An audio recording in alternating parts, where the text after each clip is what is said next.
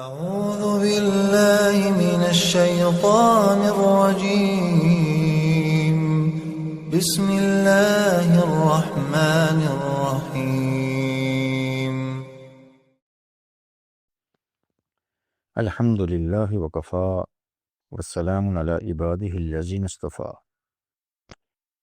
امام مسلم رحمۃ اللہ علیہ نے سمرہ ابن جندب رضی اللہ تعالیٰ عنہ سے اللہ کے رسول صلی اللہ تعالیٰ علیہ وسلم کا ارشاد نقل کیا ہے کہ لا یغرنکم من سفورکم بیاض الافق المستطیل ہاکذا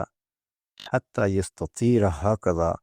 وحکاہ حماد بیدیہ یعنی معترضا، کہ رسول اللہ صلی اللہ علیہ وسلم نے ایک موقع پر ہاتھ سے اشارہ کرتے ہوئے ارشاد فرمایا کہ تمہیں اس طرح سے آسمان کے کناروں پر لمبائی کے رخ میں پھیلنے والی سفیدی سحری کھانے سے نہ روکتے کہ یہ رات ہی کا وقت ہے، وہ فجر کاذب ہے، بظاہر سفیدی نظر آ رہی لیکن وہ صبح صادق نہیں ہے، فجر کاذب ہے۔ یہاں تک کہ وہ سفیدی جو آسمان کے کناروں پر چڑائی کے رخ میں اس طرح پھیل جائے، اس حدیث کے راوی حضرت حماد رحمۃ اللہ علیہ نے اپنے دونوں ہاتھوں سے چڑائی میں اشارہ کیا کہ اس سے مراد فجر صادق ہے۔ رمضان المبارک میں دن کا روزہ اللہ نے فرض قرار دیا، جعل اللہ صیامہ فریضہ، اور روزے کے وقت کی ابتدا صبح صادق ہے۔ خود اللہ نے ارشاد فرمایا کلوا واشربوا حتی یتبین لکم الخیط الابیض من الخیط الاسود من الفجر، کہ صبح صادق سے پہلے تک کھا پی سکتے ہو، خواہشات نفسانیہ کو پورا کر سکتے ہو، یہاں تک کہ صبح صادق ہو جائے۔ چنانچہ صبح صادق سے پہلے چاہے سفیدی کے آثار نظر بھی آئیں، حضور نے اس کو صبح نہیں قرار دیا بلکہ اس کو صبح کاذب کہہ دیا اور کہا کہ یہ رات ہی ہے۔ اس سے یہ معلوم ہوا کہ سحری کی انتہا، روزہ کی ابتدا وہ انتہا سحر سے ہے، اس کا اذان سے کوئی تعلق نہیں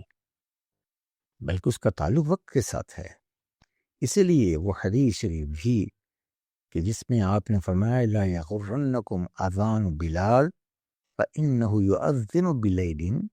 کہ تمہیں بلال کے اذان جو تہجد کے وقت میں رات میں دیتے ہیں وہ تمہیں دھوکے میں نہ ڈالے کہ تم سحری ختم کر دو، بلکہ یہ رات کی اذان ہے، اس سے سحری ختم نہیں ہوگی، سحری کا اختتام صبح صادق پر ہوگا۔ چنانچہ اس حدیث شریف کے بیان کرنے سے یہ مسئلہ معلوم ہوا کہ لوگوں کے ذہن میں جو یہ غلط فہمی ہے